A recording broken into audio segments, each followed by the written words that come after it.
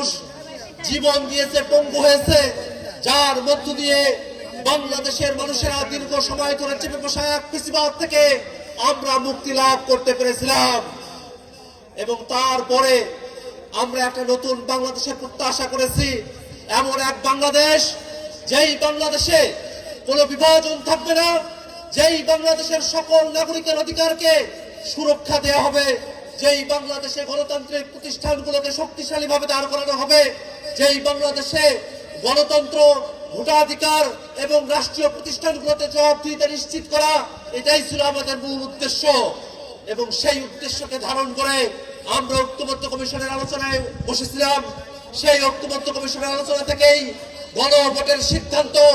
সেই গণভোটে এই কালীগঞ্জের মানুষেরা, গাজীপুরের মানুষেরা, বাংলাদেশের মানুষেরা 70% মানুষ গণভোটে হ্যাঁ পক্ষে অবস্থান নিয়েছে।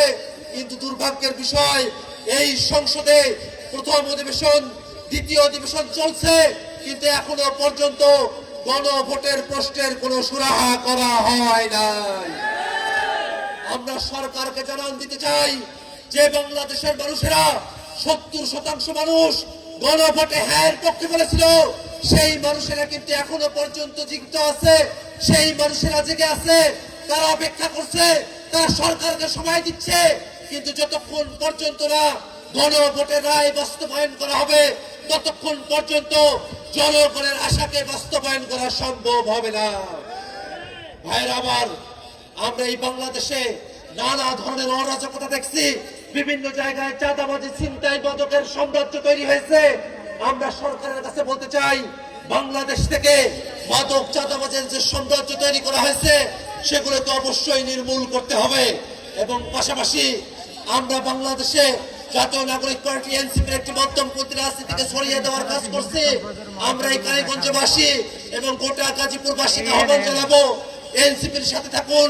এনসিপি শাপলা কলি মার্কা নিয়ে গোটা বাংলাদেশে মধ্যমপন্থী গণতান্ত্রিক যে রাজনীতির সূচনা করেছে, সেই রাজনীতির হাতকে শক্তিশালী করার জন্য আপনাদের সকলের প্রতি উদাত্ত আহ্বান জানিয়ে আমি আমার বক্তব্য এখানে শেষ করছি। ইনকিলাব জিন্দাবাদ।